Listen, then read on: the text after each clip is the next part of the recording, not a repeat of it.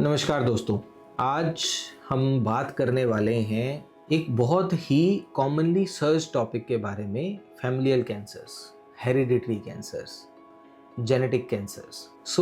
मेरा नाम डॉक्टर सुहास कीर्ति सिंगला है और मैं एक मेडिकल ऑन्कोलॉजिस्ट हूँ। हम कैंसर की दवाइयों के साथ मेजरली डील करते हैं और कैंसर की ट्रीटमेंट प्लानिंग में हमारा एक मेजर रोल रहता है।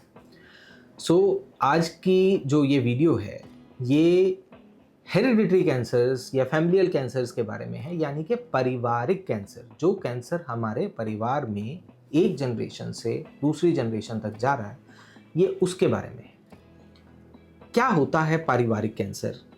जो भी कैंसर हमारे परिवार में चला आ रहा हो कुछ जनरेशन से, जैसे कुछ पेशेंट्स की अगर आप हिस्ट्री ढंग से लें, फैमिली हिस्ट्री पूछें, तो उनके स्पेशली फीमेल्स में उनके ब्रेस्ट कैंसर मासी में भी था, मदर में भी था, और फिर उसके बाद उनकी सिस्टर में भी है और उनको भी है, या मासी में था, नानी में था और अब उनको भी है। तो ये एक पारिवारिक कैंसर हुआ, ये एक फैमिलियल कैंसर हुआ, क्योंकि ये कैंसर उनके जेनेटिक मेकअप का पार्ट बन चुका है। तो होता क्या है इस कैंसर में, पारिवारिक कैंसर्स में होता क्या है?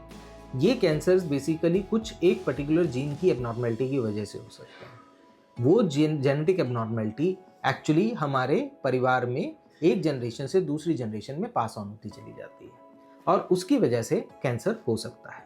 और ऐसे कई बार एक जीन की वजह से बहुत अलग अलग प्रकार के कैंसर भी हो सकते हैं। जैसे अगर हम बात करें, जो मोस्ट कॉमनली रिसर्च जीन है वो है BRCA1 और BRCA2, जिसको आम भाषा में BRCA1 और BRCA2 बोला जाता है। BRCA1 और BRCA2 की वजह से अगर हम बात करें, वो सिर्फ और सिर्फ ब्रेस्ट कैंसर ही नहीं करता है, वो ओवेरियन कैंसर भी कर सकता है, मेल्स में प्रोस्टेट कैंसर भी कर सकता है, पैंक्रियाटिक कैंसर भी कर सकता है, और कभी कभार इवन ये ब्लड कैंसर के साथ भी एसोसिएटेड हो सकता है। अब इस प्रकार के कई से ऐसे जीन्स हैं, जैसे MSI, माइक्रोसैटेलाइट इंस्टेबिलिटी जीन। इसमें मेनली आपको जो कैंसर देखने को मिलते हैं वो कोलॉन से, यानी कि बड़ी आंत के कैंसर देखने को मिलते हैं। फिर उसके बाद CDH1, इसकी वजह से गैस्ट्रिक कैंसर होने के चांसेस हाई रहते हैं।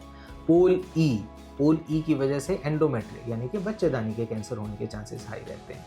फिर उसके बाद आते हैं P10, स्क्वेमस सेल कार्सिनोमास, कहीं का भी हो सकता है, लंग का, आपके सर्विक्स का, यानी कि बच्चेदानी के मुंह का, बहुत सारी जगह के स्क्वेमस सेल कार्सिनोमास हो सकते हैं। इस तरह से अगर हम बात करें, बहुत से ऐसे जीन्स हैं जो हमारे परिवार में रन कर रहे हो सकते हैं और उसकी वजह से हमारे परिवार को कैंसर से पीड़ित रहना पड़ रहा हो सकता है। तो अब इसका क्या हल है? इनसे बचें कैसे और इनको डिटेक्ट कैसे करें?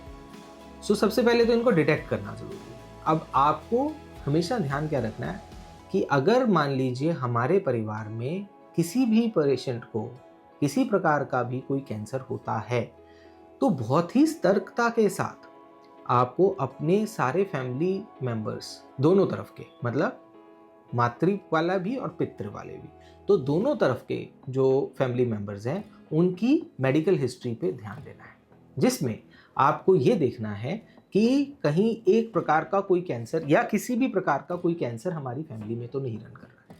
अगर ऐसा कुछ है तो सतर्क हो जाएं, क्योंकि ये हो सकता है कि आपका एक पारिवारिक कैंसर हो। और ऐसे कैंसर पारिवारिक होने के चांसेस तब ज़्यादा होते हैं जब कैंसर होने वालों की उम्र जो है वो 50 से कम की हो। उस सिचुएशन में कैंसर के पारिवारिक होने के चांसेस हाई होते हैं, यानी कि यंग कैंसर्स। यंग एज में जब कैंसर होता है तो उसमें कहीं ना कहीं कोई ना कोई जेनेटिक एबनॉर्मेलिटी हमारे परिवार में जनरेशन टू जनरेशन, पीढ़ी दर पीढ़ी चली आ रही होती है। तो उसको डिटेक्ट करना बहुत ज़रूरी है। उसको डिटेक्ट करके अब होगा क्या एक्चुअली? उसको डिटेक्ट करके होगा बचाव। कैंसर तो हो चुका, बचाव किसका होगा? बचाव होगा उन लोगों का जिनके अंदर अभी ये कैंसर नहीं हुआ है, क्योंकि परिवार के बाकी जन भी हमारे लिए उतने ही इंपॉर्टेंट हो जाते हैं। तो उसमें हमें क्या करना होता है कि अगर मान लीजिए हमारे परिवार में इस तरह की कोई हिस्ट्री है, तो हम या तो होल एक्सोम सीक्वेंसिंग, यानी कि सारे के सारे DNA को टेस्ट करते हैं और उसके अंदर कोशिश करते हैं कोई एक पर्टिकुलर जीन को आइसोलेट करने की, जिसकी वजह से ये कैंसर हो रहे हैं, और फिर उसके बाद हम बाकी के मेंबर्स को उसी जीन के लिए टेस्ट करके देखते हैं। कि कहीं ये कैंसर वाला जीन उनके अंदर भी एबनॉर्मल तो नहीं है। अगर एबनॉर्मल हो तो ऐसी सिचुएशन में चांसेस हाई रहते हैं कि आपको भी उस प्रकार का कोई कैंसर आ सकता है। तो उसमें क्या करना होगा, अगर मान लीजिए किसी मेंबर के अंदर एक पर्टिकुलर जीन जो कैंसर से ऑलरेडी प्रताड़ित है, उसमें एक पर्टिकुलर जीन मिल गया, तो क्या बाकी के सभी मेंबर्स को हो सकता है? नहीं, 50% तक चांसेस हैं। फिर उसके बाद अगर वो किसी में मिल भी जाता है, आप मान लीजिए 50% में आ गए और आपके अंदर वो कैंसर के जीन मिल गए, तो आपको उसके अंदर रेगुलर स्क्रीनिंग करवानी है। स्क्रीनिंग क्यों करवानी होती है? ताकि आप अर्ली स्टेज में ही उस कैंसर को पकड़ के वहीं पे उसको ख़त्म कर सकें, क्योंकि अर्ली स्टेज में पकड़ा हुआ कैंसर पूर्णतः ट्रीटेबल है। ये बात पे मैं अपनी शुरू से अपनी वीडियोस में एम्फेसिस डाल रहा हूँ, दबाव डाल रहा हूँ कि आपको कैंसर के लिए एक ही बात समझनी है कि कैंसर अर्ली स्टेजेस में अगर डिटेक्ट हो जाता है, सर्जरी के अगर लायक है, तो उस कैंसर को पूरी तरह से ख़त्म किया जा सकता है। तो हमारा टारगेट यही होना चाहिए कि हमें अर्ली स्टेज में कैंसर पकड़ना है। तो अर्ली स्टेज में कैंसर पकड़ने के लिए हमें स्क्रीनिंग करनी होती है। अब स्क्रीनिंग और किस में करनी चाहिए? अब बहुत से ऐसे सिंड्रोम्स हैं, जैसे प्यूट-जैगर सिंड्रोम है, उसके अंदर आपको 40-45 साल की उम्र के अंदर ही स्क्रीनिंग स्टार्ट कर देनी होती है। ब्रेका HBOC यानी कि hereditary breast ovarian carcinoma syndrome है, उसके अंदर क्या करना है? उसके अंदर भी आपको अर्ली एज के अंदर ही स्क्रीनिंग स्टार्ट कर देनी चाहिए। स्क्रीनिंग करने के अलग अलग मेथड्स होते हैं, जैसे ब्रेस्ट के लिए जो सबसे अच्छा मेथड काउंट होता है वो होती है मैमोग्राफी। अगर आप अर्ली यंग एज में हैं तो उसमें अल्ट्रासोनोमैमोग्राफी हो सकती है या फिर MR मैमोग्राफी हो सकती है। वो आप अपने कैंसर विशेषज्ञ से बात करके समझ सकते हैं कि कब आपको कितनी मैमोग्राफी करवाने की, कितनी फ्रीक्वेंटली और कौन सी वाली करवानी चाहिए। फिर उसके बाद दूसरा होता है, जैसे आप मान लीजिए आप 50 की उम्र क्रॉस कर चुके हैं तो या 45 की उम्र में हैं और आपके फैमिली के अंदर प्यूट-जैगर सिंड्रोम जैसी कोई बीमारी चली जा रही है, तो उस सिचुएशन में कोलोनोस्कोपी होनी चाहिए रेगुलर बेसिस पे, ताकि हम अर्ली स्टेज में कोई पॉलिप मिलता है तो उसको रिसेक्ट कर सकें, उसको निकाल सकें। तो इस तरह से हर कैंसर की अपनी अलग अलग प्रकार की स्क्रीनिंग है। जैसे CDH1 है तो उसके अंदर आप या तो उसके अंदर कंप्लीट गैस्ट्रेक्टमी करवा लें या फिर आप रेगुलर बेसिस की स्क्रीनिंग करवा लें, तो उससे आपको पता चलता रहता है।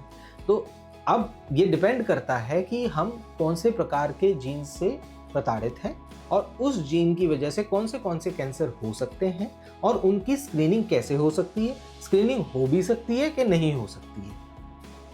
तो ये सारी बातचीत हमेशा कैंसर जीन के बारे में पता चलने के बाद ही होती है। तो इसके लिए अपने कैंसर विशेषज्ञ से मिलें और हेरिडिटरी कैंसर्स को ऑन द टेबल समझें कि आपको किसी प्रकार के हेरिडिटरी कैंसर के होने के चांसेस हैं कि नहीं। दूसरा एक तरीका है, एक हेरिडिटरी कैंसर जीन पैनल है, जो एक हॉटस्पॉट पैनल है जिसके अंदर हम बेसिकली कुछ पर्टिकुलर जीन जिनके बारे में हमें पता है कि इनकी वजह से कैंसर होने के चांसेस रहते हैं, हम उन जीन्स को ही टेस्ट करते हैं।